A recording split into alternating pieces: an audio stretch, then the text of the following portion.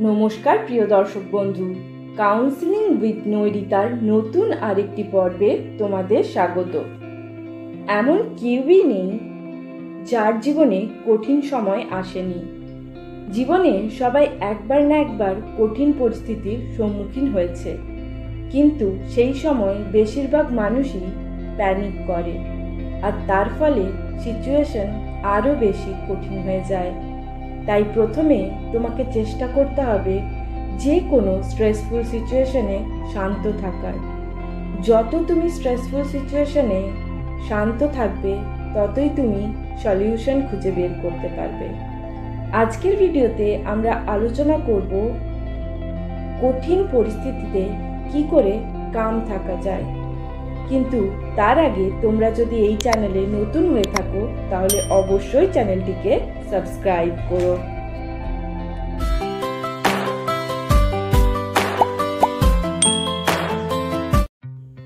প্রথমে তোমাকে deep breathing করা প্র্যাকটিস করতে হবে, কারণ যত গভীর শ্বাস তুমি নেবে, তত তোমার ভেতর থেকে নেগেটিভ চিন্তাগুলো সরতে শুরু করবে। তুমি শান্ত থাকবে, কারণ তোমার শ্বাস এবং চিন্তা কানেক্টেড।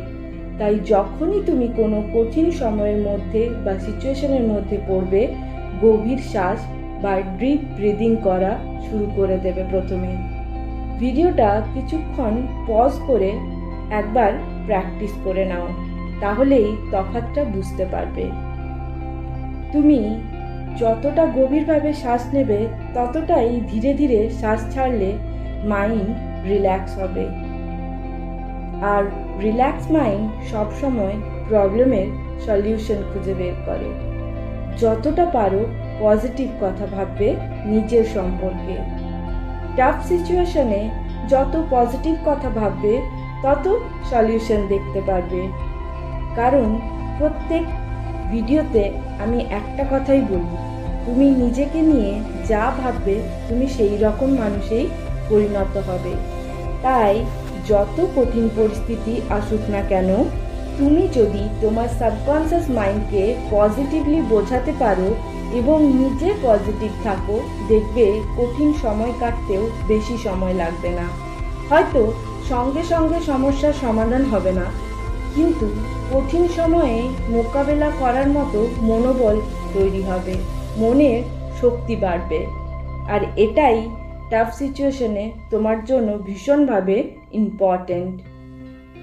তুমি সলিউশনগুলো তখন চোখের সামনে দেখতে পাবে। নিজের প্রবলেমগুলোকে লিখতে হবে।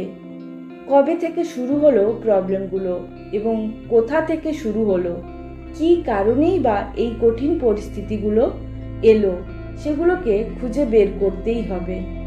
সেটা পরিবেশ থেকেই হোক না কেন, বা নিজের ব্যক্তিত্বের কারণেই হোক না কেন, বা নিজের ব্যবহারের কারণেই হোক না কেন, তা লিখতেই হবে। এবার নিজেকেই সলিউশন লিখতে হবে। যত রকমের সলিউশন হয় সেগুলো সব লিখতে হবে। এই সমস্যা থেকে বেরোনোর জন্য প্রত্যেকটা সলিউশনকে ভালো করে দেখে নিতে হবে। এরপর সব সলিউশনগুলোর মধ্যে থেকে যেটা বেস্ট মনে হচ্ছে এবং যেটা বেশি এফেক্টিভ মনে হচ্ছে, সেটাকেই বেছে নাও।